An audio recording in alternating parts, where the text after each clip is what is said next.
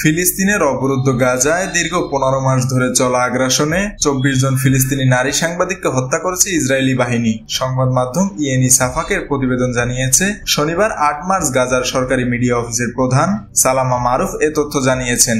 আন্তর্জাতিক নারী দিবসে জারি করা এক বিবৃতিতে সালামা মারুফ বলেছেন, এই হত্যাকাণ্ড আন্তর্জাতিক মানবিক আইন লঙ্ঘন করেছে। তিনি বলেন, মুক্ত বিশ্ব যারা নারীর অধিকার এবং সাংবাদিকদের প্রতিরক্ষার পক্ষে কথা বলে তাদের সামনেই এই হত্যাকাণ্ড ঘটেছে।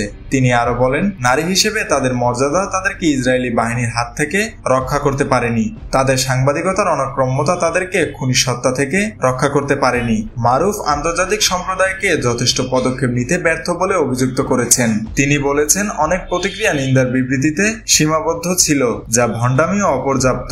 ফিলিস্তিনের অবরুদ্ধ গাজায় 2023 সালের অক্টোবর মাস থেকে হত্যাযজ্ঞ চালিয়েছে ইসরায়েলি সেনাবাহিনী। দীর্ঘ 15 মাস ধরে চলা গণহত্যায় নিহত হয়েছেন 48,000-এরও বেশি ফিলিস্তিনি। তাদের মধ্যে বেশিরভাগই নারী ও শিশু। মেহেদী হাসান বাপ্পি, খুলনা গেজেট।